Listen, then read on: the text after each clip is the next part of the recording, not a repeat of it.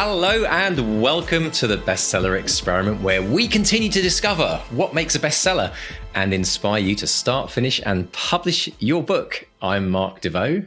And I am Mark Stay. And as always, our enormous gratitude to our patrons over on Patreon and our academates on the Bestseller Academy for their support for this podcast. We simply could not keep going without you. And we really, really mean that. Now, if you want to check out the Academy, get me and Mr. D coaching with you and a great community of writers there as well. Pop over to academy.bestsellerexperiment.com. There's a link in the show notes for that as well. And to support this podcast, go to bestsellerexperiment.com/support, where you can become a patron and get all sorts of wonderful extra goodies. And you can join the likes of our latest patron, Susie Edge. Susie, welcome to the gang. Thank you so much for your support. And thank you to everyone who helps us keep this trucker rolling. Absolutely. And thank you to the Easter Bunny, Mr. Stay. How was your Easter this weekend? Do you still do the hunt? Did you still, or should I say, for all people out there, with kids of a certain age, does the Easter Bunny still come to your house, Mr. Stay? I am on a calorie-controlled diet, so I'm keeping the Easter Bunny at arm's length at the moment. So, are you there with your shotgun at the window? Varmint. I was away for Easter. I was at EasterCon, which is the big science fiction convention that happens every year. Of course, hasn't happened for the last couple of years for, one thing and another. So it was nice to get back to a big literary convention like that, see so many familiar faces. I did a fun podcasting panel, so thanks to everyone who came to that. There was some terrific panels on writing. If you're writing science fiction, fantasy, they get some great names there. So I saw the likes of Tasha Suri, Mary Robinette Cowell talking about their writing. Lots of fun panels as well. I did a reading. So, they book you little rooms, and they are small rooms, about half the size of this room, where authors can sit and do a reading.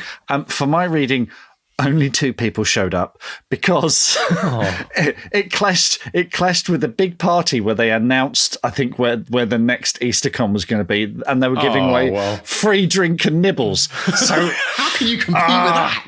Exactly. Right.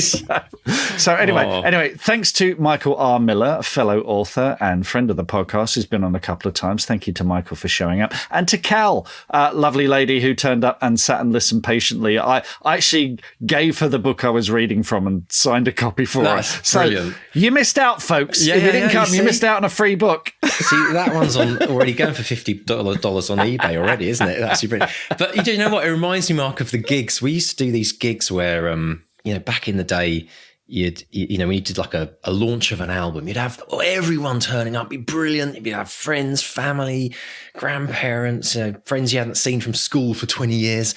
And you'd have this amazing time, and it'd be a buzz in the room, and it'd be people queuing up outside. And then the next gig you did, crickets, you and a couple of tumbleweeds. But I think it's actually it's really good, because what we always said, it doesn't matter how many people show up, you always have to show up and give the best performance that you can give, because if you change one person's life, then, or if you introduce a new person, especially when it's live, I think there's something about meeting people in the flesh. Not literally in the flesh, that would be a bit awkward, but we were fully clothed. But to meet an author, it kind of, or to meet someone in a band or something, it kind of connects you, or just to see them live, it kind of connects you to them in a different way than when you've just read their books, or you've seen them interviewed, or you've heard them interviewed on a podcast. So support your local authors, especially because I often find I'll wander into my local bookstore and I'll see like a local author doing a big launch, and there's no one there, or there's 3 people there, and you feel so kind of, my heart just goes out to them, and you want to stay there and help them out. And so support. It's really important as authors that we support our own authors as well. So that's cool. So did they not have any chocolate then at EasterCon? I thought they would be kind of a they theme. did. They had loads, but I was abstaining, man. I've lost a stone. Hard. Since I started this on March the 9th and we're recording this on 21st of April, I've lost a stone in weight in that time. So I'm very happy. So 1 more stone to go, I think, before I reach the weight I want. So, I was a good boy. I was a very good boy. You see, that's the ultimate test, isn't it? Put yourself right in there. That's the thing about having kids as well. I've still got kids of the age where you know, and I think actually I was thinking the other day as I was watching the kids run around the garden like nutters finding Easter eggs, I thought to myself, why did we ever stop doing this for adults? Like, you know, it's like we just like when we take the tax now, don't we? We take like 10% tax on all Easter candy found. But I thought, why should all the kids have all the fun? And it was brilliant. And our kids are very good about how they do this. They're very democratic. In the past, it used to be like, you know, winner takes all. And, you know, and then as some of the kids got a bit older, they struggled to get up in time. So, you know, they lost out. Now what they do is they had the fun in the hunting, and then they all come inside and they pour all their eggs on the floor and they divvy them all up by chocolate. Sweet. Yeah. By chocolate. And then obviously if there's an odd number, then that comes to the parent. You know, exactly. So we work it out somehow that we get to enjoy it. But fantastic. But what was it like actually being? I mean, this is a slightly different conference to, say, a book fair that you'd been to the last couple of weeks. What's the vibe like compared conference versus book fair? What's the kind of vibe like? Is it more kind of holiday fun festival versus kind of business serious? Yeah. It's I mean, it's super geeky. You know, these are people who live and breathe science fiction and fantasy, really passionate about it, really interested in seeing it evolve and change. I mean, you know, so I was watching, this might sound really dry, but I was watching a panel about class and caste in science fiction and fantasy. And it was really inspiring because I, you know, having had a working class background, and you're sitting there thinking, I haven't seen much of that. And actually, I think and it started, you know, cogs started turning, and I started thinking, okay, how can I, you know, be part of a wave of the future? How can I make change? So, you know, there's some really good stuff there. And then there's fun stuff too. Like there was a brilliant film, which I'd heard about and just isn't available streaming anywhere because I think it was a Kickstarter and you could only watch it as part of a Kickstarter, but they screened it at the festival, about this amateur dramatics company in Wimborne in Dorset who normally put on pantomimes, and they're made up of people who work at a bus garage, bus drivers and what have you. And they decided to stage the film Alien. I knew this was going to be good. Go on. And it was, and you're watching it. If anyone who's ever done any Amdram, as I did, you know, when I started out, you're watching this and people turning up, they're chatting for 20 minutes, they're not rehearsing, they don't learn their line, just sitting there. Poor director's tearing his hair out. You think this is going to be a disaster. And I don't want to spoil it for anyone. And it's called Alien on Stage. And the ending is just joyful. It is just wonderful. So, you know, you have fun stuff like that as well. Brilliant. So yeah, it's very different to the kind of business-like atmosphere of the London Book Fair. It's fun. I'll tell you what, the mask compliance was much better than it was at the London Book Fair. Wow. So yeah, very serious about that. So it was great. And it was, you know, like I say, nice to meet old friends and catch up with people that I haven't seen for ages. This is the thing, isn't it? This is the thing. I can't imagine that you can't help but feel recharged and refreshed coming back and ready to go again. I think for people who've never been to conferences before, if you're kind of like a bit down, you're a bit kind of like, oh, where's my career going? Or I'm never going to do this right. Get yourself to a one-day convention or a 2-day conference, because whenever I've gone, I mean, not just the socialization, the people you meet, the opportunities that come from them. You always look back on these events and think, gosh, if I hadn't have gone to that event, this would have happened, which meant that and that and that and that. And you kind of, you know, like life, like meeting your partner, for example, you kind of look at all the crazy things that happen for that to actually come about. And it's the same at conferences. Opportunities abound. And I also think that we need a bit more of this in our life right now, because I don't know about you, Mark, but like getting back out into the real world, so to speak. It's like we're out of practice. Like socialization is something we've taken for granted, as something we've always done, but having not done it properly for a couple of years, it's a little bit awkward, isn't it? At first, it was right? Actually, and it was exacerbated by the fact that people had masks on, rightly so, because it's a hotel. It's quite low ceilings. It's quite lots of narrow corridors. I think it was the right place to be masked up. But I can't tell you the number of times that someone said hi and I said hi back, and it wasn't until I walked round the corner until I thought, and I must apologise to former guest Shona Kinsella. I think I completely blanked Shona at the BSFA stand. So sorry about that, Shona. So yeah, it was weird. But yeah, you know, you're absolutely right. It's that the conferences like this are the living personification of you've got to be in it to win it. You know, there are lots of happy little coincidences, lots of little moments where you have a conversation that could lead to who knows what. Who knows what? It's all part of the fun of it, isn't it? I think, Mark, they should have this new convention at conventions, which is if you're wearing masks, we should all have our stickers, name stickers on our masks. That's not a bad idea. Right? That's not a bad idea. Because you're looking at people's faces. You don't want the embarrassment of having to look down going, who are you again? Yeah. That could work. Although you probably wouldn't be able to breathe properly, but someone will figure that bit out. Excellent stuff. Yeah. And I'm very, very excited to see that one of your books has been published in Germany. Yes, well, we mentioned that The Crowfolk is out in Germany. De Hexen von Woodville, Rebenzauber, Raven Magic. Very good. And what's great... My mum, can I just say, my mum would be very proud of you to say she's a German teacher. And I'll tell you what, growing up as a kid, if I mispronounce my German words, I was told so I'll give you definitely 9 out of 10 for pronunciation. That's excellent. I've been practicing. Yeah, that's as good. Well, it's great because there's load of Instagrammers and book bloggers on Instagram, and I'm seeing the book and they're tagging me #MarkStay. So I'm getting notifications. And of course, they're giving these long reviews, and it's all in German, so I haven't got a clue what they're saying. But of course, Instagram has that translate button at the bottom, and you look at all this text and you think, do they like it or do they not? Do I want to hit that? So you look for little clues. Is there, because they have little emoticons. So is there a smiley face? So and they're lovely. So I got one just before we started recording. Go on, would you read it to us? Yeah, this is from so on Instagram. This is Talia _Buchhandlungen. Okay, so I'm going to hit that translate button. Here we go. Okay. This is like a random one you picked out. This is the top one. Okay, so, and this is because it's an AI translation thing. So they're brilliant. It's brilliant, but it's slightly broken English. So that's no reflection on the original blogger. So, okay, welcome to the extraordinary world of Faye Bright, a young teenage witch who has just discovered her abilities for herself. In her late mother's diary, Faye also finds mysterious sayings alongside a famous pudding recipe. So that in the English one is jam roly poly. So famous pudding recipe. That I'm immediately thinking, have they changed jam roly poly to famous pudding recipe in the book? Yes. Have they made that change? So I don't know.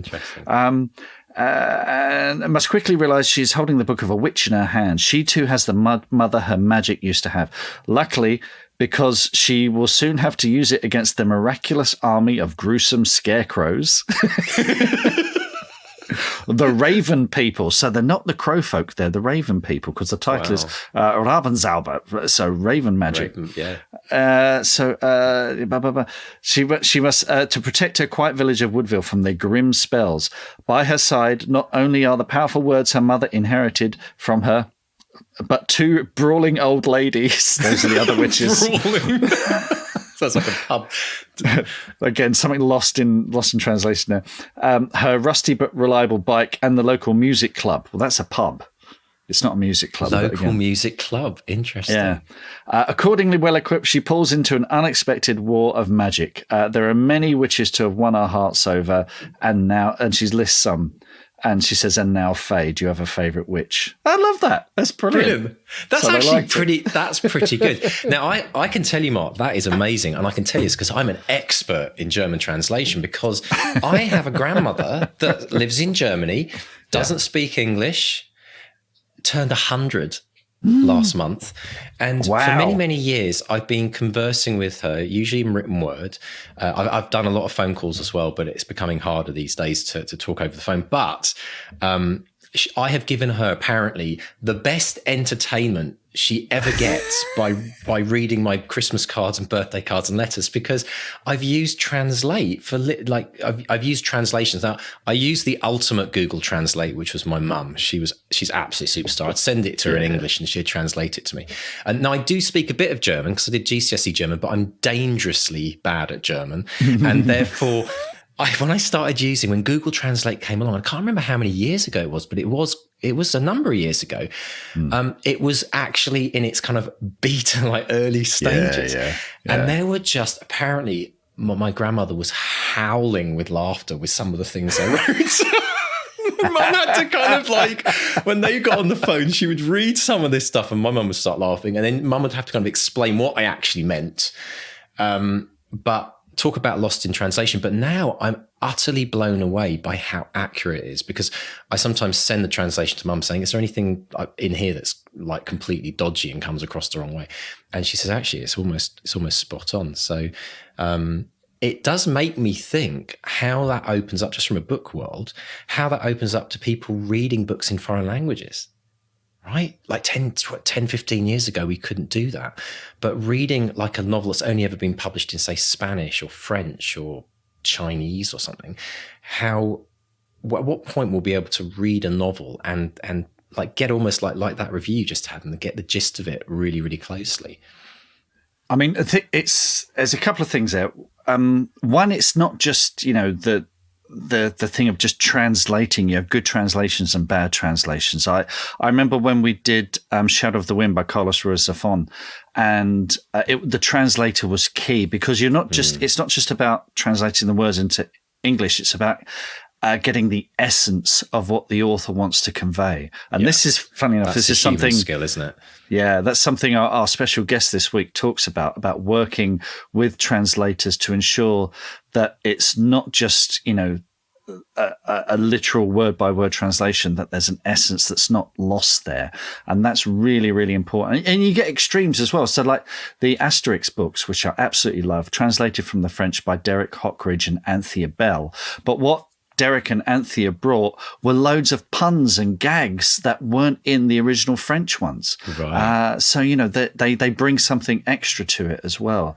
So, yeah, I mean, I'm sure it will happen, but you'll always think there's possibly something missing. But as a writer, especially me, because these Woodville books, I've got German characters in the second one. In the third one, I've got Polish characters. I've got French characters.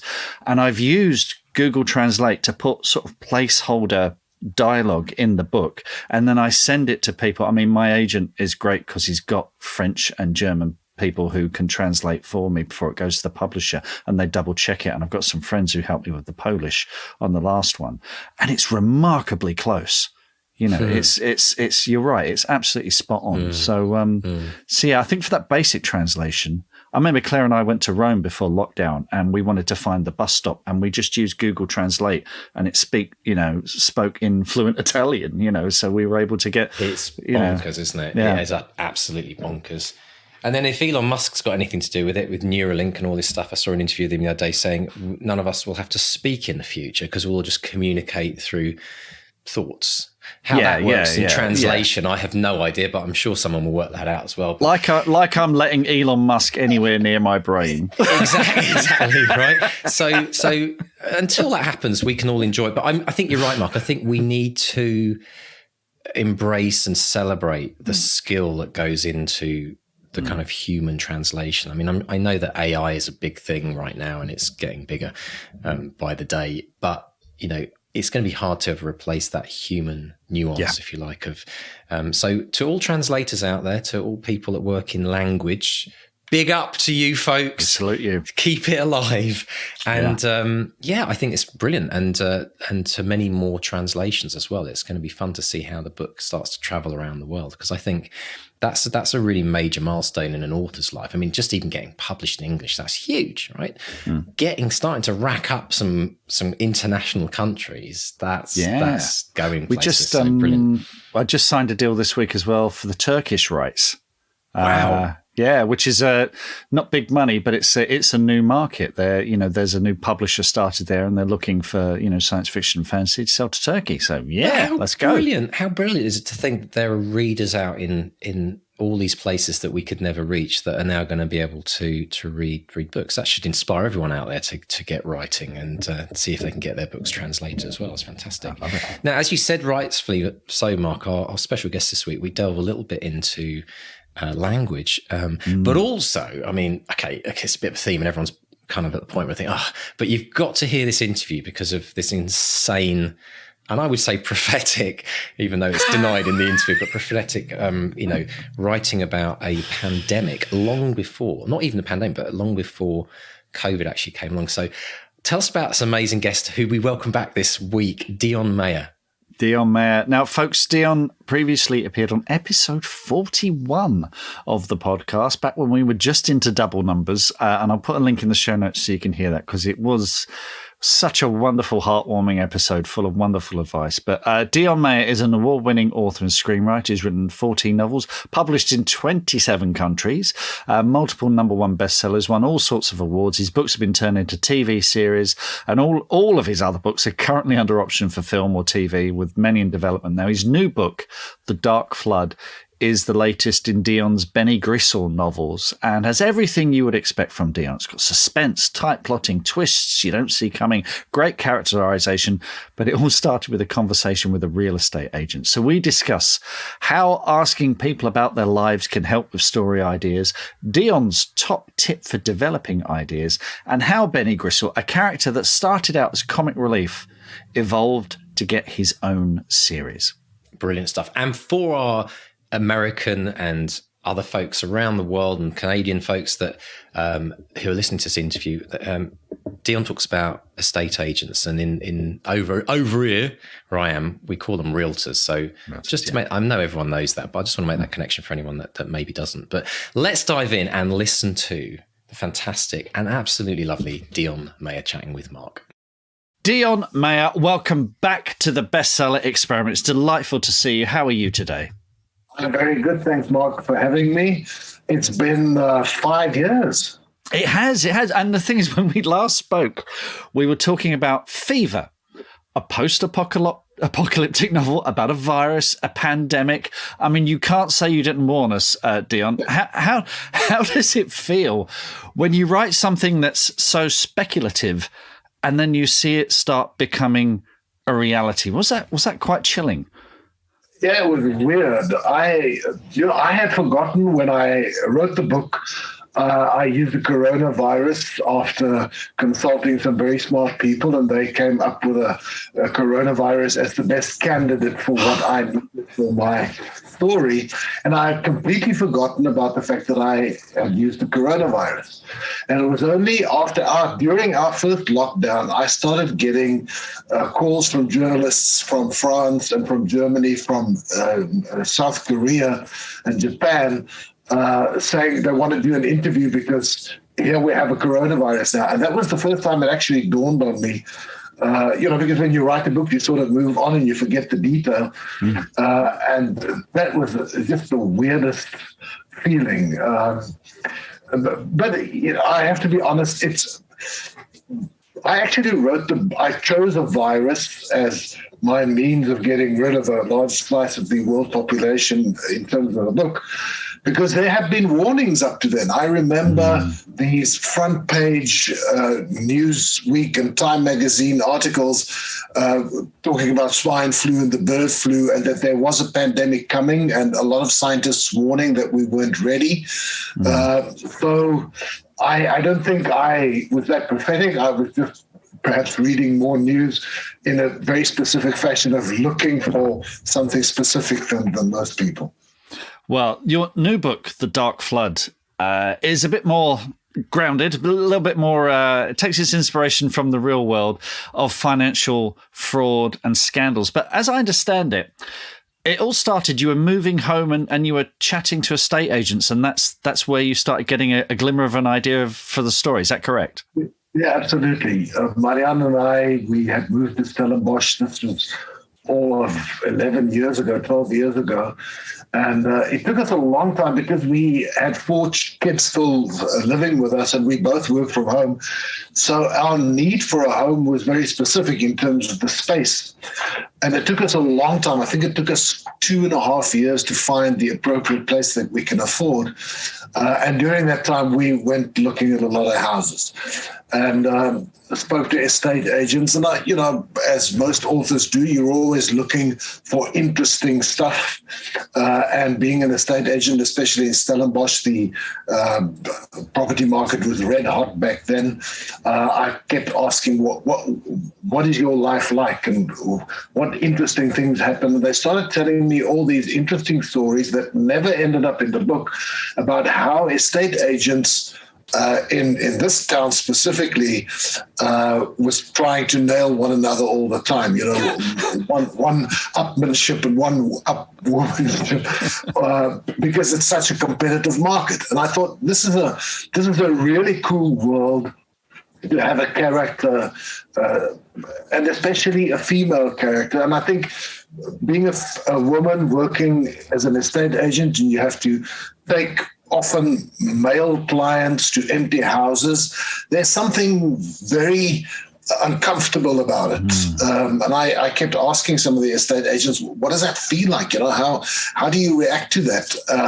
And they also told me some interesting stuff. So I knew somewhere along the line I wanted to use this. And when I started developing The Dark Flood, there was another element that came in. There was this very famous company in Stellenbosch that had its headquarters here, international company. They had a big German ownership. They owned retail companies in Italy, in Europe, in Germany, in the United States, huge international conglomerate company. And it went bust overnight. And most of their senior management was in Stellenbosch, and they went bust because of corporate fraud. And that devastated the property market in Stellenbosch because a lot of these senior managers, and there were a lot of them, had used the shares that they held in the company as collateral for buying property in Stellenbosch. And suddenly when the collateral disappeared, the banks called in the loans or asked for a different form of collateral and they couldn't produce it.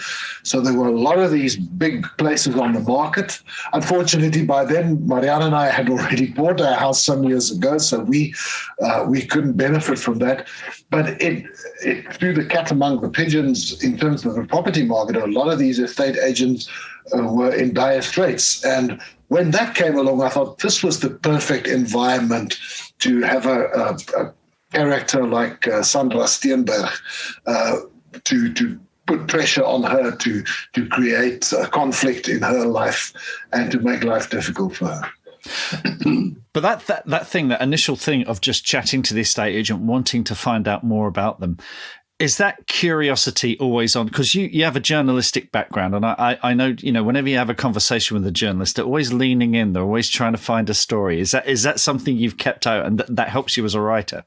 Yeah, absolutely. I think it does make a difference.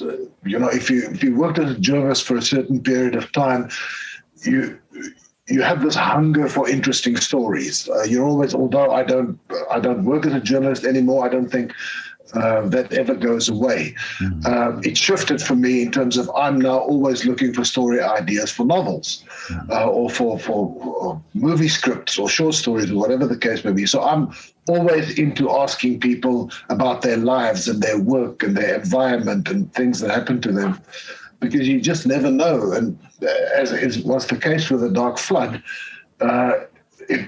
it was 6-7 years before I actually wrote the novel that I got that information, and it sort of sticks in the back of your mind, and then something else happens and you suddenly realize, wow, this is where I can slot this in. And is that what helps put a story idea, what helps get it to the top of the pile, the idea that just won't go away, that stands the test of time? Yeah, absolutely. There are so many ideas that come at you, but you always know when you find something interesting or special. I used to write them all down in a notebook until I realized that the really good ones, they stay in the back of your mind. They never go away, and they just need a new spark, something else. And I think it was Steve Jobs who said that creativity is bringing two opposite things together and creating something new. And for me, that is exactly how it feels, that you have this one thing and you carry it with you. The book that I'm writing at the moment is information that goes even further back.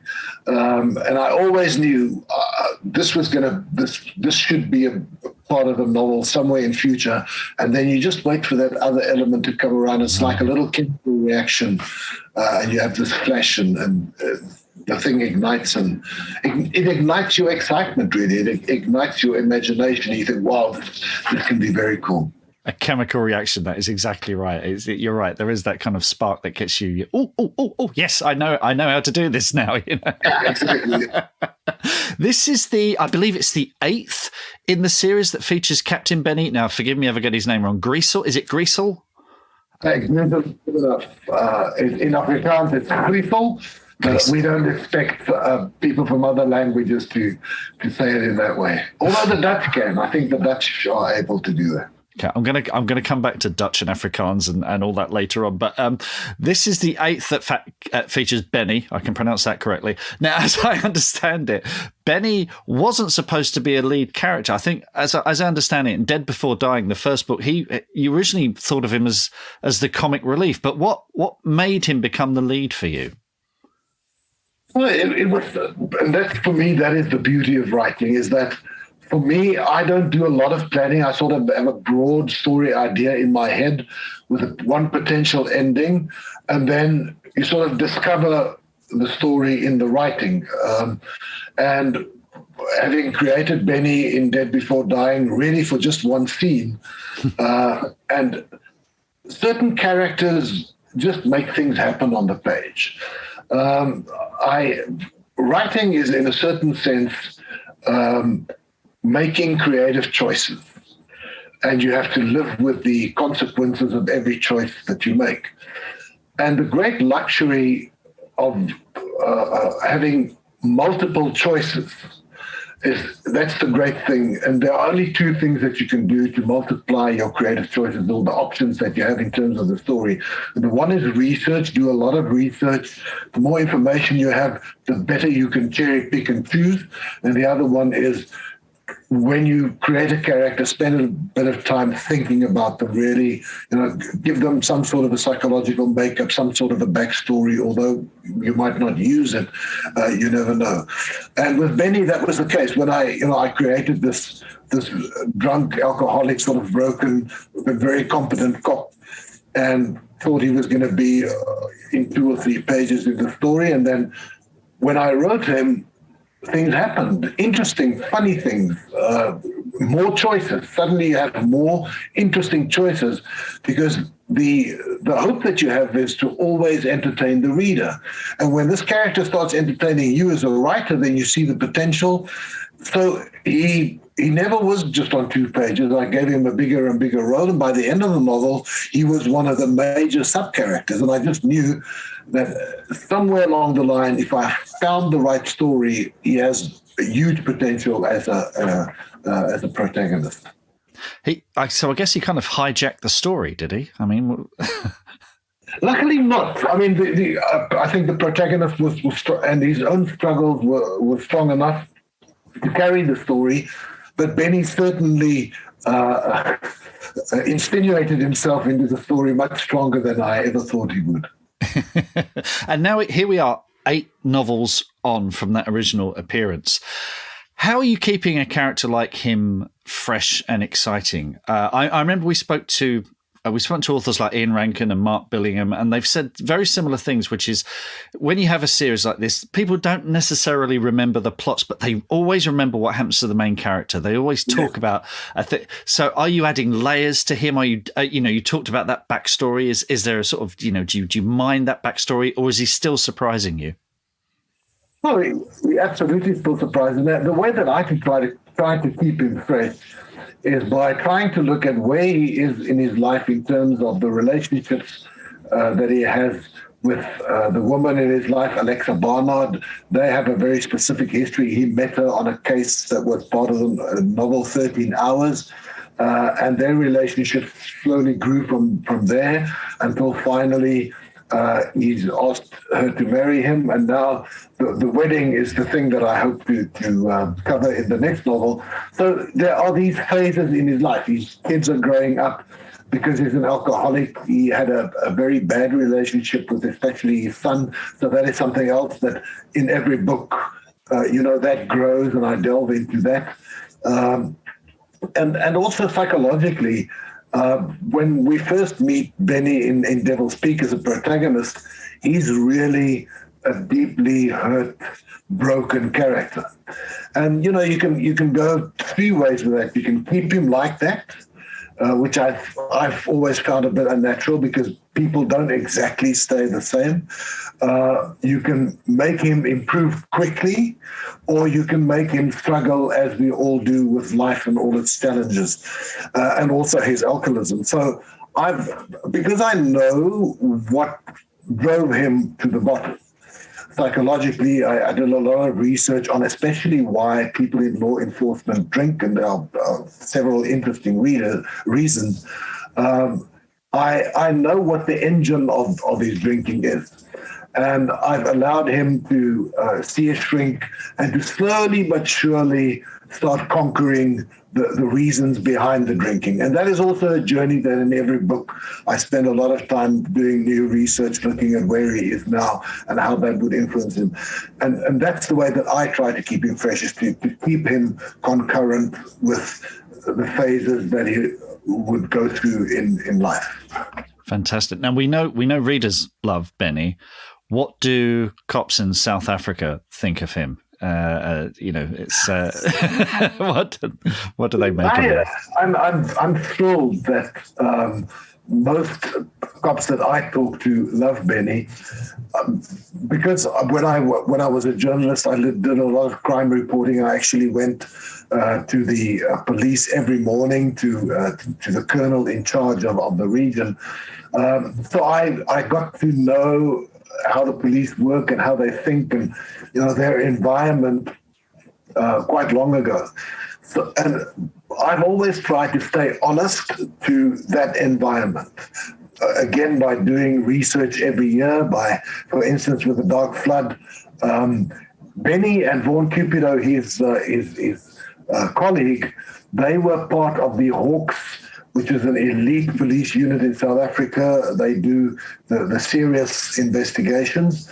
And then in the previous book, The Last Hunt, they did some things that the police was not happy with. So the consequence was that they would be taken out of the Hawks and sent to a common detective squad as part of a specific environment. And I haven't done that sort of research for 10, 15 years. So I spent a lot of time with the Stellenbosch detective squad. I was very lucky to be able to be allowed into their inner sanctum. I spent time with them for days on end. I spent time in the police station with them just to see how that works these days. And I'm happy to say that police men and women who read my books, their comments have only been positive in terms of, yes, you get it right. So that is something that perhaps delights me more than anything else in terms of reader feedback.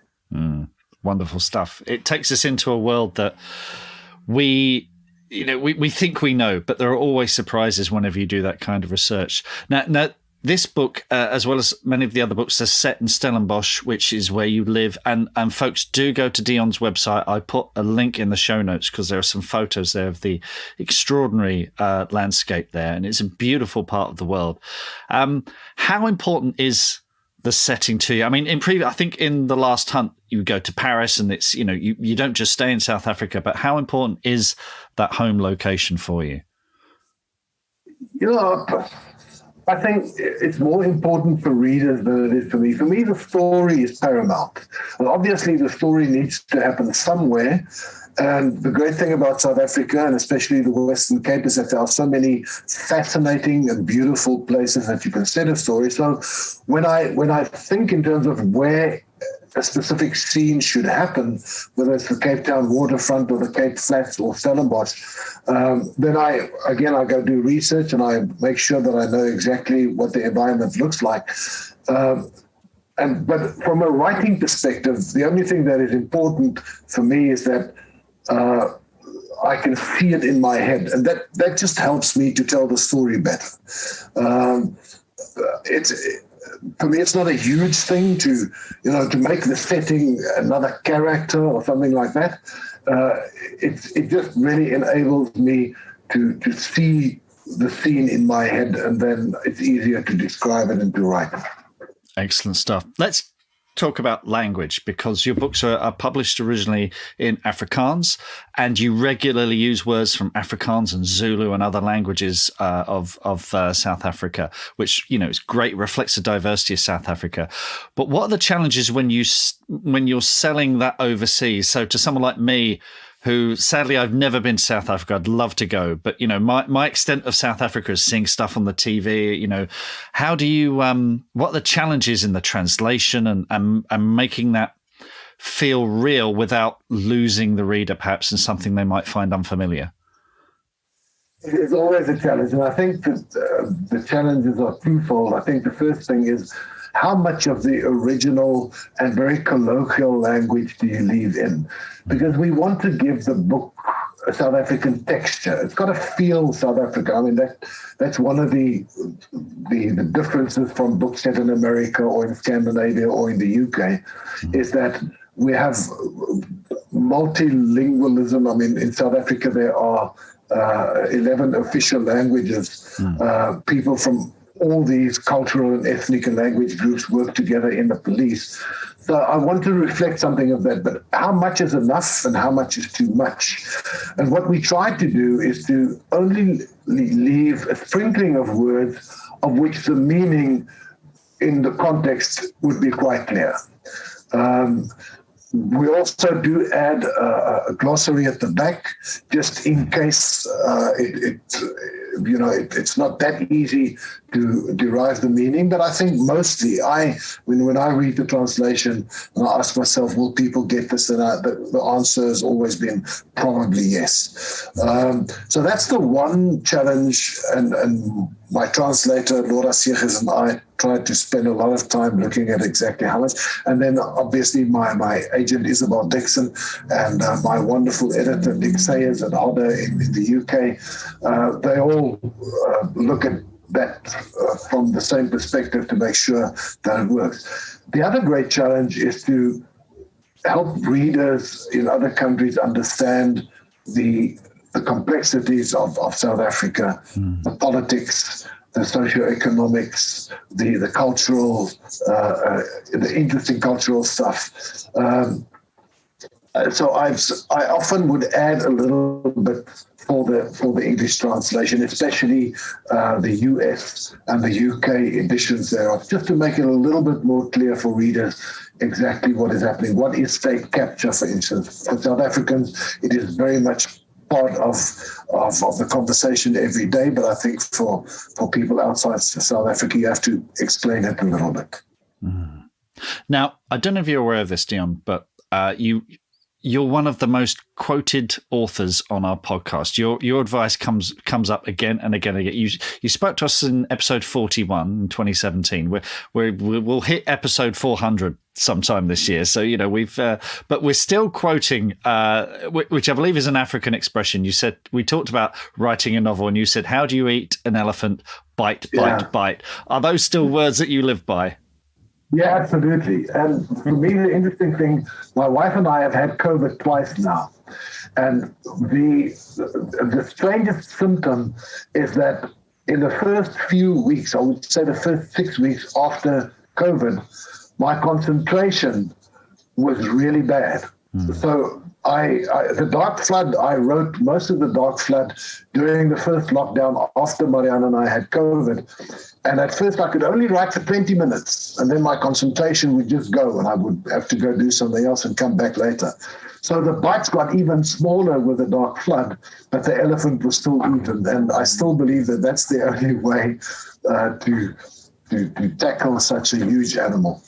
Wonderful stuff. Well, thank you for inspiring so many of our listeners, Deon, and you will continue to do so for a very long time. Folks, The Dark Flood is out there now, along with Deon's many, many other novels. Do jump in, do escape to that world, the worlds that he's created. Deon, thank you so much for speaking to us today, and let's not leave it so long next time. I'd love to speak to you again soon.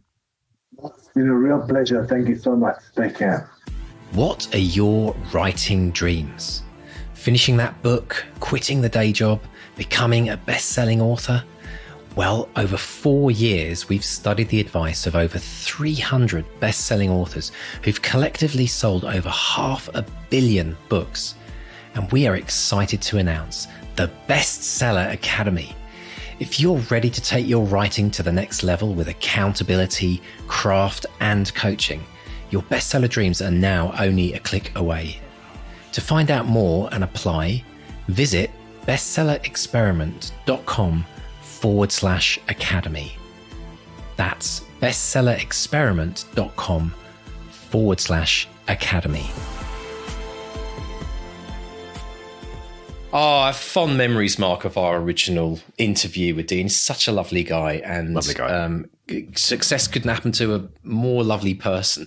But I absolutely find it fascinating. Absolutely find it fascinating how we yet again find another kind of journalist or just someone who started out in journalism, a bit like Michael Connolly, the interview we did earlier this year, and how he talks about this kind of natural curiosity that journalists have. And I was thinking about that, and I was thinking, actually, that's something that we all need to have. I think it's developed as a journalist. We have to be naturally curious, but it made me think, yeah, writers have to be naturally curious about their surroundings, about the world, about people, like you say, to kind of pull that story out. And it's fascinating how that, again, was another author's kind of starting point for their career. Yeah, absolutely. Because the danger when you're an author, you're putting your words on the page and it's all me, me, me. You know, it's like, I've written something, you're going to listen to my words. We won't get those words unless we develop good listening skills, unless we start asking questions of other people. So it's like we've talked about this before. I did, work experience at the Leatherhead and Dorking Advertiser, and the big thing I learned there was to listen to people and give them room to be themselves and let them talk. And it's something I've developed, when we interview people on the podcast. Don't interrupt. Let them get on with it, because they will, knowingly or unknowingly, reveal something amazing about themselves. And then you lean in and you say, wow, tell me more. So, that's, and it's all grist for the mill. Even if it doesn't spark an idea for a best-selling series, it might spark a little idea for a character, and you think, oh yeah, I can use that, It's a really good reminder, isn't it, to writers out there who are struggling to come up with ideas or the right idea.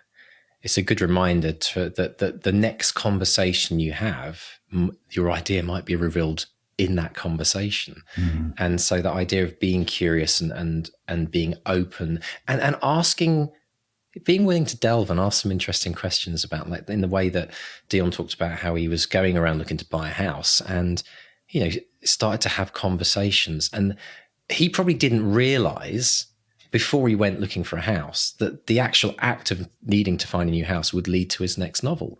But here we are, one novel later, with everything inspired by those initial questions. So I think that's a really good reminder to all of us to have active listening for a new idea. If you're looking for something brilliant to happen, then it's usually you could probably go an average day. If you went and talked to a lot of people during that day, you'd get one great idea out of those conversations at least. Well, I mean, bringing it back to conferences, having been to the London Book Fair and EasterCon recently, I can't tell you how many wonderful little sparks have come out of that, of accidental conversations I might never have had. The other thing as well with listening, and this is really important to develop is when people are talking about things that you might disagree with. It might be a viewpoint that you think is abhorrent or just strange or weird. And again, I think it's really important not to, the instinct, and I was like this as a teen and my early 20s, the instinct is to shut them down straight away. Don't say that, but actually, again, let them speak, let them express their worldview, because again, you can put it in a book. For every protagonist, there's an antagonist. You can, and you'll learn a lot from that. Well, that's the thing about active listening, in that as soon as we hear somebody's opinion that is the complete opposite to what we believe, what we always do is we start forming our argument in our head. Oh, yes. I'm gonna drop. Just you wait till you stop. I'm gonna drop in my. And the thing is that whilst we're formulating our argument and working out a great retort or how we're going to prove them completely wrong, we're not listening to what they're saying, and we're missing the opportunity to learn. And ultimately, I always love this quote. I heard it in church once years ago, and somebody said, God gave you 2 ears and 1 mouth for a purpose. Right? We should be listening twice as much as we're speaking. And it's this idea that if we listen, we get to learn, and therefore we benefit from it. Whereas we never ultimately, well, obviously, if we're an activist, we benefit by giving our opinion and trying to change someone's opinion. But we learn more, we grow more by listening. And this idea of active listening is the opportunity of really going deep with that character. If you think of the person you're speaking with as a character who's giving you kind of clues as to what really goes on behind those thoughts. Practicing that makes us a better writer of character, ultimately. So every conversation is an opportunity to become a better writer in some ways. Yes, and I've listened to that, and I'm now going to tell you why there is no God. But were you really listening, Mark? No, I was formulating an argument. I thought you were going to say why not everyone has 2 ears. But, yeah, my glasses keep falling off. Another really interesting point that Deon brought up, and it's so true, and again, it's so obvious, but this idea of good ideas never go away. And we talked a bit around this, haven't we, where it's this idea, I mean, I've coached about parking all the great ideas we have and seeing which ones stay in the car park over a period of time, and they're the ones that you're ultimately going to probably develop. But it's really good to hear that from Deon, and it's, sometimes I think as authors, we come up with a great idea. I know I do this all the time. I come up with a new idea, and I want to dive into it straight away. I want to actually start developing and writing it. And you've always talked about this idea of marinating a book after you've written the first draft, stick it in the drawer, marinate it for 6 weeks, come back to it with a fresh face, fresh mind. But what about the beginning as well? It's like, how about letting an idea marinate? In some ways, it's almost like chucking it in the gladiator ring and saying, go on then, fight it out with the other 100 that are in there at the moment and see who survives. Yeah. It's I've had exactly that from EasterCon. I had this idea, and I'm thinking, I could write that, and I remember going for a walk. I went for a story walk, thinking, okay, I'm going to go for a walk. I'm going to let it sort of tick over, and I've got ideas for it, and I've written some stuff down, a little more than a paragraph, but I resisted every urge. First of all, I've got like 5 other blooming projects going on at the moment. Yeah. But I resisted every urge I had to sort of jump in, because I knew experience tells me it's going to be too weak to survive in that gladiatorial ring. It's not going to. It's not going to stand up to scrutiny. And what I need over time is for other ideas to glom onto it until it starts to look more like a story. Give it some more armor. Get it to the Gladiator Academy. Yes. Right. But that's true, isn't it? And actually, Deon, again, this is a great segue into what Deon was talking about creativity, about it's often a combination. Yes. He talked about Steve Jobs' quote about, creativity is a combination of 2 different ideas coming together. And sometimes exactly what you're saying there, it's like, okay, this story idea needs a bit more armor. It needs a bit more sword fighting training before it goes in and messes with the big boys to see if it can stand up to it. And sometimes that is about, and it's not sometimes just about leaving the idea, but it's about letting it marinate, letting it kind of work in the subconscious, and then the conscious keep building that idea, sometimes the aha moment comes where it's like, oh my gosh, if I mash this and this together, I've suddenly got the unique thing I was looking for. Yeah. So it's really fascinating. But good for you for doing that, because I think it requires a huge amount of discipline, doesn't it? It does require a huge amount of discipline to not just dive in. And that, I think, Mark, is the one reason why so many authors are working on multiple books. Yes. Right? It's because they don't have a car park and the discipline. And I put my hand up and say, yeah, I'm one of those. It's not a criticism of others. It's actually an acknowledgement that it's a very, very difficult thing to be disciplined in. So do you have a rule about how many, what's the maximum number of ideas you work on at any one time? No, there's no rule. I've just got a crazy busy week. So my days are very, very full. So first thing in the morning, so this is today, this is Thursday. Okay. So first thing in the morning, I do my sort of 2 hours on the new Woodfield book. That's priority number one. And I've had a very good writing day on that. Then I did a podcast interview this morning. Well, actually, we had to abandon it halfway through because someone was drilling outside the guest's door. So we're going to do that on Tuesday now. Things people never hear about on the finished versions, right? If only you knew, folks. Drills, trucks. I'm editing a client's book, so I did a chunk of editing on that this morning. Then I had lunch. Then after the lunch, I had a script meeting with a co-writer on a screenplay, and we had a chat about what the next scene was going to be. Then after that, I wrote up notes. Then after that, I did. I'm beta reading a book for a writer friend, so I read that for about 45 minutes, and then I listened back to Deon Meyer and did all my notes, and here we are now. That's a busy day. That's a busy day. So, on. I just haven't got. I know I haven't got room to sort of interrogate any new ideas properly. Although I had a call with my agent last week. He said, I need ideas. So I'm like, okay. It's my script agent. Oh, okay, right. So yeah, I'm noodling. I am in ideas mode, but I'm sort of putting stuff in a notebook and then giving myself a few weeks. So it's all fun and games. It's very interesting, isn't it? Now let's talk about glossaries, Mark, because I love the fact that Deon was kind of acknowledging that not everyone will fully understand it. And it reminded me, and I'm going to reach out for it now.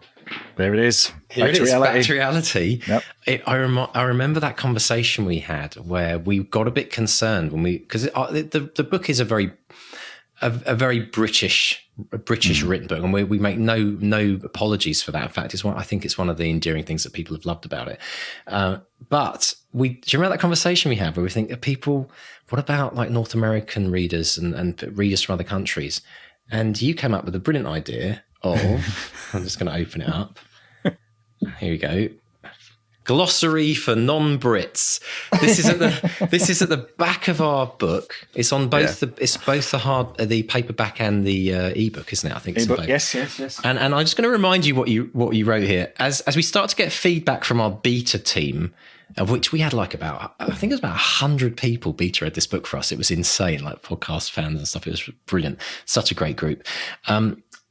As we started to get feedback from our beta team, it became clear that some of our overseas readers were perplexed by some of the peculiar British terms and references used by our characters. Here are some helpful pointers for those who want to know more. And I love this. I was just flicking back through it earlier and I thought, this is brilliant. So the first one, of course, Pride of Place, Marks and Spencer's, and the Colin the Caterpillar Cake. Right? Yep. Any long-term listeners of the podcast will know all about that. Probably one of the most... Oh my God. Oh my God, have you seen this? Right. So I'm going to read this out. So it's M&S has been on the British High Street since 1884, blah, blah, blah. Colin Caterpillar Cake, delightful birthday confection. It's a chocolate sponge roll. Simply too delicious for children. The ironic birthday cake of choice for adult and office birthday celebrations with such dubious luminaries as former Prime Minister David Cameron and we hope he never becomes Prime Minister Boris Johnson. Oh my God! This is written in 2017. So we've both annoyed fans of Trump and Boris Johnson in this. So sorry about that, folks. Expect the 1-star reviews. So if you haven't ever read the book, go and read the glossary first, because you'll learn about the following things. Waitrose. Okay, everyone outside, the Bentleys of British supermarkets. That's what Mark calls it. The word yonks. Yeah. And you actually go into where this comes from, the slang. It probably derives from the Cockney rhyming slang of donkey's ears for years. Yonks is basically meaning a long time. The Duke of Edinburgh Awards. Anyone who's ever been to school in Britain will know about the Duke of Edinburgh Awards. Barnet. We won't tell everyone what they, because you've got to go and look these up. Nando's, which is still, whenever I get the chance, Mark, there's only a couple of Nando's out here in Canada. I actually actively seek them out. I seek them out because I miss lemon and herb Nando's. Nando's started, of course, in South Africa. So connection to our guest, there is. It's actually in there, isn't it? Yep. Fascinator. Yep. And what a great word, a great British word called blag. Blag. So if you want to understand what all those mean and then enjoy seeing them pop up in the book, go get a copy of Back to Reality on Amazon or all good bookstores, and check out the glossary for non-Brits. I thought, how fascinating. It's not just us that like to, and this is a celebration of language in many ways, I think. I mean, the English language, especially slang in Britain, like Cockney rhyming slang and all of the weird things we say. And I can, for one, say truthfully, Mark, that having moved to a foreign country, even to an English-speaking country like Canada, even now, I've been here 10 years, folks.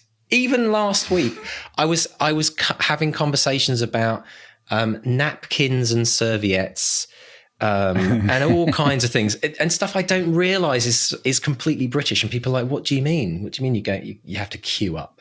Oh, you mean line up? Standard it's just line, stuff like that. It's just so much of it, and I love it because it's actually it's a celebration of language. I don't see it as a pain or kind of an inconvenience. I love the fact that I have to explain what the words dog's bollocks means to almost every Canadian I ever meet. Right? I mean, how do you describe that? Because when you say it, you think, oh God. When you actually get the vision in your head, it's like, that's not good. It's and by the way, this is a good thing. If something is the dog's bollocks, it's a good thing. Well, here's the thing. It's really? like, and I remember meeting some Canadians once when playing pool, and I missed a shot, and I went, oh, bollocks, and they went, bollocks? What's bollocks? And that's how I got into this conversation about the bollocks and the dog's bollocks, and then thought, this is the most who even came up with that? Absolutely brilliant. If anyone out there is watching Moon Knight on Disney Plus, Oscar Isaac plays a character. He switches between various characters, but one of them is this kind of fella who he works in a gift shop in the British Museum, and he talks like someone from Spinal Tap, but he says bollocks an awful lot in the TV show. So I think bollocks is finally going international. So thank you for that, Oscar Isaac. That's fantastic. And, it goes even further because, if you've ever heard of dBs, it's nothing to do with decibels. It's like there's always, as Brits, we always take it another level. We go, we do slang of slang and then an acronym just for good measure. I love it. So celebrate colloquialisms, folks. It's absolutely brilliant. Absolutely brilliant. Yes. The other thing that I thought was really interesting that that Deon mentioned, he was talking about this idea of different options that we have as writers. One is the idea of lots of research, or the other is thinking about a character, spending that real time of going like a deep dive, almost backstory. And I love the fact that he gives us those two options. We know the challenge of too much research. We know about that. We've had many authors tell us about the things you've got to be careful with that. But this idea, I don't think we can ever do enough thinking about character. And I guess even with Deon, as he's developed these many books with the same character, he spends even more time thinking about how that character is going to develop, and it's just something that never really ends, I think, unless you actually finish a book and never write about that character again. Yes, I mean there is the danger of procrastination and thinking about a character and doing those things like, oh, what color eyes, what sort of shoes do they wear, blah blah blah. You're not until you get a character on their feet and up and doing things, you can't really get to know them. But what I find absolutely fascinating about the character of Benny Griessel, wasn't supposed to be a lead character. It was supposed to be the comic relief in a character, and is now so well established and has, you know, a whole series of books. And I think the lesson to be learned here is there is a danger that you can make your protagonist too idealized. You know, the hero with, you know, with no blemishes, no flaws, you know, that they're too good to be true. Whereas the Benny Griessels, the characters that we love have all sorts of flaws and imperfections. And so I think if you're writing, very often you'll be writing something and your protagonist isn't working. And I think the thing to do is to step back and go, okay, are you being too nice to them? Do you like them too much? Are you making their lives too easy? Because the natural inclination is, and particularly if it's your first book, it's very often a projection of yourself. It's a version of yourself that you're putting in a wonderful adventure or a fantasy or a crime thriller or whatever. And you want them to be smart or clever. They want them to win the day. And the danger is there. You just make them too perfect. You make them too good to be true. And that's where you have to be, and we've mentioned this before, you know, you have to be like an Old Testament God to your protagonist in particular. Make life difficult for them and test them. And, you know, take those things that you think are perfections and twist them into little flaws and make them things that get in their way and make their life difficult and make victory anything but inevitable, and have fun doing that. So yeah, I think that's a great lesson to learn, that Deon took a minor character, because, you know, you look at the big franchises and very often, you know, Luke Skywalker, at least in that original trilogy, is not the most interesting character in Star Wars. Harry Potter is not the most interesting character in the Harry Potter series. You know, you say to people, who's your favorite? Well, it's usually Ron or Hermione, you know, because they're not necessarily carrying the weight of the whole story or adventure. And because of that, they're a bit more interesting. But imagine how much more interesting Harry Potter might be if Hermione was the lead, this imperfect girl, this bossy girl who, you know, has all sorts of flaws. You know, it just makes you think. So maybe your lead character isn't your lead character. So maybe, you know, if you're having problems with that, step back and see if you can either make them more imperfect, or is there someone standing in the wings who could actually take over? Actually makes me think about this idea of, as a writer, what would happen if we switched it? What would happen if we loved our antagonist and hated our protagonist? Because if we come from that point of view, we're going to put our protagonist through hell, and we're going to make all things good for our antagonist, which is obviously, you know, going to cause tons of conflict. So switching those two, just that little switch. I'm going to just drop that one in there and run. But the other thing that I loved is that Deon obviously heard about the 200-word challenge and writing for 20 minutes a day during COVID. I mean, it's like, I saw that, spreading around. When he said 20 minutes a day, I thought, well, that's brilliant, because that's exactly what 200 challenge is about. 200-word challenge is about writing for 200 words. It takes about 15 to 20 minutes. We've done through kind of average tests of word count and word speed. But it seems to be like a, you know, and to think, and we say this again and again, folks, but writers who are at the very top of their game, Michael Connelly, Deon Meyer, this is what they do. This is how they get their work done, and it's how they keep the streak going. So if you're inspired by that and you want to be like Deon, then 200wordchallenge.com, go register today, because it is that, you know, it's about committing to it and having that rule in your life as a writer. That's what you're going to aim for every day as a minimum. And it works, absolutely works. That's fantastic.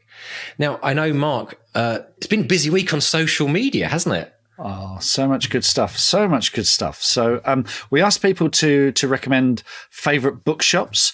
So we've had a few of those coming in as well. So Julian Barr, his is Archives Fine Books, a lurking place for students in Brisbane, a place of wonder built in a deconsecrated church. They have a bust of Julius Caesar on the counter, in which the owner keeps his fedora when he's not wearing it. And Julian put up these pictures, and this is everything you want from it. It's just a maze of bookshelves that I commented, I just said, I'd love to get lost in this place. So that's Archives Fine Bookshops in Brisbane. Check them out if you're in Brisbane. Jeff White got in touch, and he said he grew up in Belper, just down the road from Scarthin Books in Cromford. Derbyshire.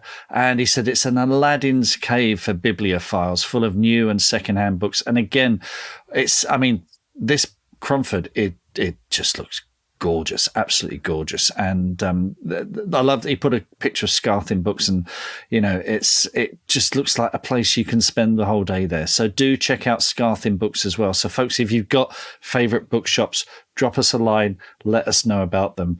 We want to spread the word and get people going to these wonderful bookshops and exploring and having those happy accidents, discovering those books they might not have come across before. So that's all wonderful.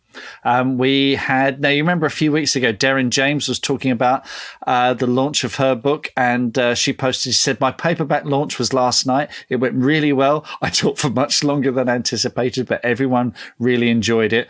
And she managed to seamlessly integrate 3 short excerpt readings, and then the illustrator talked about her work, lots of questions, and she sold 24 books. And I can tell you, for a book launch, that is very, very good going. So congratulations on that, Darren. Congrats on that. Trey Montague. Now, you remember you were talking about that foot peddler thing? Yes. Do you remember last week? Yes, yeah. Right. Under the desk. Tracy Montague had a foot peddler. Not so great. Her knees kept hitting the desk. If you get one, a bit excited. You went dum, dum, dum, dum, dum, dum, dum. If you get one, don't go for a cheap 20 quid model. I might have had a better experience if I hadn't been skint. Duly noted, Trey. And Tracy also. Go on.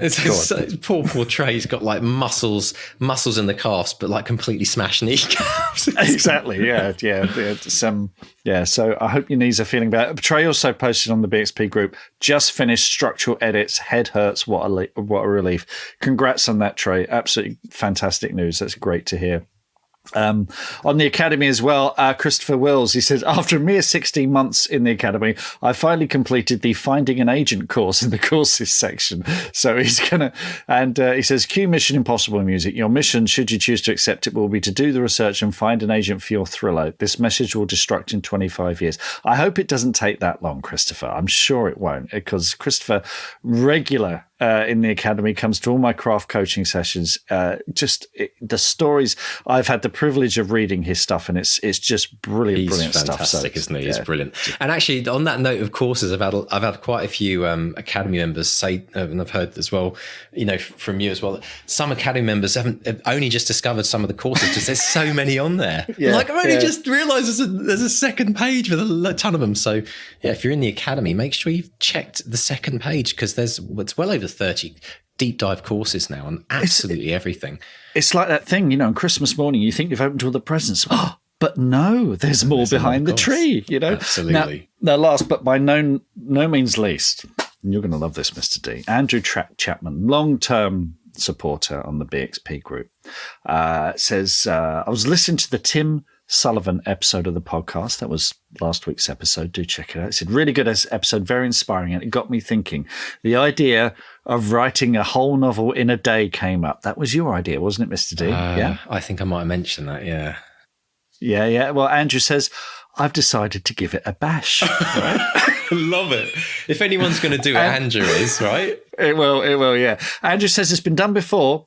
And he says, when I published my first book back in 2011, there was another indie author skulking around the forums who did it. Nick Spalding wrote Life with No Breaks in a Single Sitting. Very impressive, did very well, launched an incredible, successful career. So Andrew's been doing a bit of research. Apparently, John Boyne's The Boy in the Striped Pajamas was written in 2.5 days.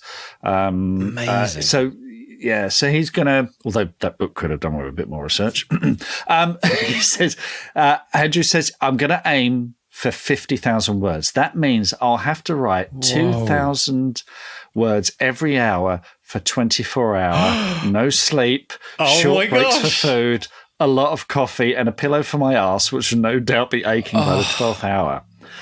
Now, he says, I have an advantage. In order to do it, I'm going to be adapting a screenplay that I've already written, The Mask Collector. Now, good idea. I've had the great pleasure of reading the screenplay for The Mask Collector because, as I do edit work, I give feedback and blah, blah, blah. And Andrew hired me to read it and give him a script report on that.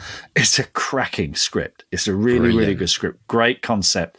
So I think he's onto something here. So Andrew continues, says, very good reason for not starting a story from scratch. You know, the thing that slows me down is trying to work out what happens next. So a lot of that work is done. So anyway, he's doing it on the 12th of May this year, 2022, 9 a.m. in the morning to 9 a.m. the following day, which is Friday the 13th.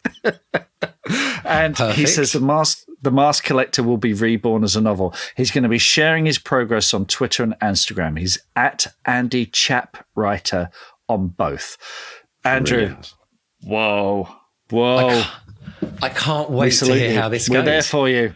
This is going to be brilliant. This is going to be like, I mean, that's like 50,000 words in 24 hours.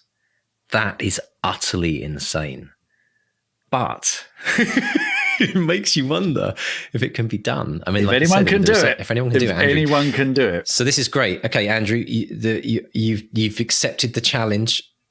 You've thrown down the gauntlet. We want to hear about how it goes. We want to find out the good, the bad, and the ugly, like no hold bars. And we want you to inspire everyone else out there that might one day give this a go as well.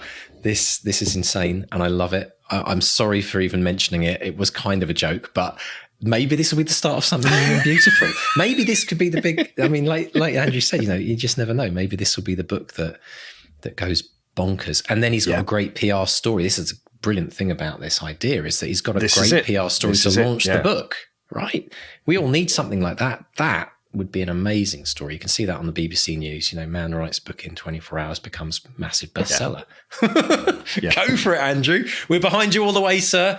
We are 100%. We'll bring some coffee at like 3 a.m. in the morning. Keep you going. I won't be there the whole time because I'll be sleeping it. Yeah. A good 8 hours of that. But while we're awake. Yeah. Well, excellent. You know, you in Canada, me over here. Well, because when we did a 24-hour thing, didn't we? When we did the launch of our book. When we launched the book, and of course, back to reality. When I was sleeping, you were writing. When you were sleeping, it was the book that never slept. Book that never slept. So, I know. Absolutely. It's brilliant stuff. Well, listen, brilliant stuff. And hey, if anyone else wants to join Andrew on the 12th of May, take a day off work, you know, or if you don't work, put it in your diary. Let us know. We'll see if we can get a few of you together. Maybe you can kind of chat a bit on Twitter as you go through your day. Obviously not too much because you should be writing. But 12th of May, which is a Thursday, I believe, in a couple of weeks. So 12th of May. Any other takers, drop us a note and we'll add you to the group, and we'll have to come up with a name of a merry band of writers. If anyone else is crazy enough as Andrew, who knows where this could go, Mark? Indeed. This could be great. Brilliant stuff. Excellent. Brilliant. Well, thank you so much for listening in this week, folks. We really appreciate your company. It'd be very lonely if me and Mark were just sitting here talking to ourselves the whole time, which is it's actually what we do, isn't it? But no, it's the interaction, it's the emails, it's the stories like from Andrew that keeps this show on the road and keeps us going, because we absolutely love to hear your stories. So do please drop us a note. We do read every email we get. And if you'd like to do that directly to us, pop along to bestsellerexperiment.com and click on the Contact Us button in the navigation, and that email form comes to Mark and I. We always try and respond to every email we get when we can. Also, if you'd like to get an update of every new episode that we put out, we send out a weekly newsletter telling you about the episode that's just been released, what you'll learn from it, and all the links you need to find that episode. So sign up to the newsletter at the Bestseller Experiment website, bestsellerexperiment.com, and click on newsletter for that one. And of course, we say there's tons of ways people can get hold of us through social media and chat about this amazing world we live in. Facebook, we are Bestseller Experiment. Twitter and Instagram, we are at BestsellerXP. And if you've been inspired by this episode, if it's helped you, if it's given you something to think about, if Deon Meyer has inspired you to do something, or any of our amazing guests, please give us a rating, because ratings, you know, they do algorithm thingies and, you know, they help us make us more visible. And that means more writers will get inspired, and that will mean a much better world, and perhaps even world peace if you give us a 5-star rating. No guarantees, but, you know, it's a step in the right direction. Absolutely. In fact, I always think about that. I always think for everyone who's listening to us that found us on maybe iTunes or one of the other podcast providers, is probably because somebody else left a review. So time to pay it forward, folks. Leave a review. Please tell people about the podcast and encourage them to check in. And also, don't forget to tell your friends, your writing groups. Drop a note to your auntie who's thinking of writing a book, whoever it might be. Get them inspired. Give them the gift of inspiration with this podcast, and point them to the website. We'd very much appreciate that. So, Mr. Stay, I hope you have a fantastic week this week. Anything interesting coming up for you? Yes, something I can't talk about. I'm going to see. Sorry. Well, I've sort of mentioned there's a TV show that I'm sort of vaguely involved with. I'm hoping to see the first assemblies of footage from that in the next week, which is very exciting, and I won't be able to share any of it with you whatsoever. No. But in the future, folks, as we did previously, and start to drop some little breadcrumbs for you and little Easter eggs, remember this episode, because in the future we will be able to talk about it. And let me just say, it will utterly blow everyone away that has known anything about Mr. Stay and this podcast. The things that I can't mention either, Mark. Very difficult. But anyway, it's just to keep you teased. It's all good fun, and you do want to check this out. All I'll say is, keep tuned, folks. Brilliant. Well, listen, have a great week, Mark. To all of our listeners out there, have a great writing week this week. For everyone who's watching this on YouTube, hello, go write now, please. And like we say, if you want to write a book in a day, 12th of May, write a book in a day on the 12th of May. There you go. That's the campaign. That rhymes, Come join us, drop us a note, and we look forward to chatting with you next week. So it's a goodbye from Mark 1. And a goodbye from Mark 2. Goodbye. Bye.